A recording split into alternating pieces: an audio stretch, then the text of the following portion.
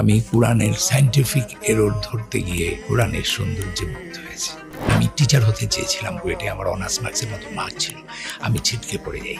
আমার একটি ক্ষোভ জন্মে সৃষ্টিকর্তার উপরে, ধর্মের উপরে, এবং আমি জায়নামাজ ফেলে দিই। এটা হয়েছিল একটা মৃত্যু যন্ত্রণা থেকে, ডেথ থটস চিন্তা করে। আমার একটা ভাইনা মারা গিয়েছিল। আল্লাহ, তুমি আমাকে সৃষ্টি করছো কেন?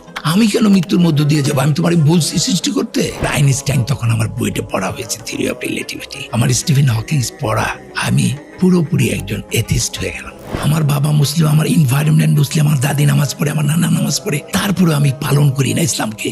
মুসলমান, কি অধিকার আমার? তো আমি তো কিচ্ছু জানি না। তোমাকে আমি চাইলেও তো তোমার আমি আল্লাহরে দেখাই পারব না যে আল্লাহ আছে। এই কারণে আল্লাহ নাই। তো তুমি কোন জ্ঞানের উপর ভিত্তি করে বলো আল্লাহ নাই? কত জ্ঞানী তুমি?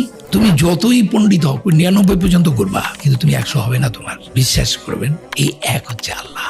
এই এক আমাকে 100 দেবে। যেদিন থেকে এই এককে আমি স্বীকার করেছি, সেদিন থেকে আল্লাহ সুবহানাহু ওয়া তাআলা আমাকে সব দিয়ে দিয়েছেন। সব, এত সম্মান আর কত। মানুষের জন্য ইসলাম এসেছে, শুধু মুসলমানদের জন্য নয়। আমাদের কোরআনে যে 28টা অ্যালফাবেট আছে, প্রত্যেকটা অ্যালফাবেটের একটা রিপ্লেসিং নাম্বার আছে। আল্লাহ এটাকে প্রফেসি নাম্বার বলে। যদি কোরআনের মতো কোরআন আনার জন্য মানুষ ও জিন এক যুগে চেষ্টা করে, তবু তারা এর মতো আনতে পারবে না। আল্লাহ কয়, তুই কত বড় ম্যাথমেটিশিয়ান, তুই আমার বলবি? 15 দিন নিজে মাতবুরি করে এই বানাইতে চাইছিলাম। আমি 15 ডেজের দিন অসুস্থ হয়ে গেছি।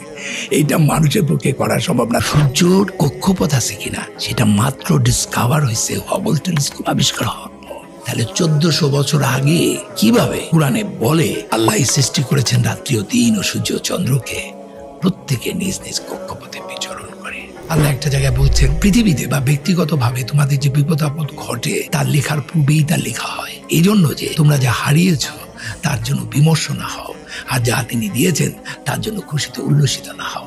আল্লাহ ভালোবাসেন না উদ্ধত অহংকারীকে। মানে পৃথিবীর এমন কোন বই আছে যে বই এমন ভাবে করা হয়েছে, নাম্বারগুলো, অক্ষরগুলো এদিক ওদিক করার কোনো সম্ভাবনা নাই।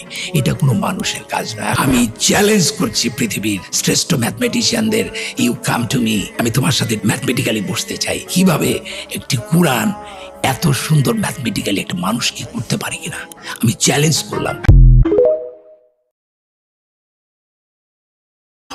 আর যা তিনি দিয়েছেন তার জন্য খুশিতে উল্লসিত না হও।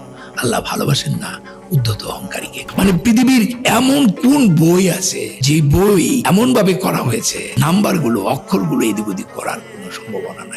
এটা কোনো মানুষের কাজ নয়। আমি চ্যালেঞ্জ করছি পৃথিবীর শ্রেষ্ঠ ম্যাথমেটিশিয়ানদের, ইউ কাম টু মি। আমি তোমার সাথে ম্যাথমেটিক্যালি বসতে চাই। কিভাবে একটি কোরআন এত সুন্দর ম্যাথমেটিক্যালি একটা মানুষ কি করতে পারে কিনা, আমি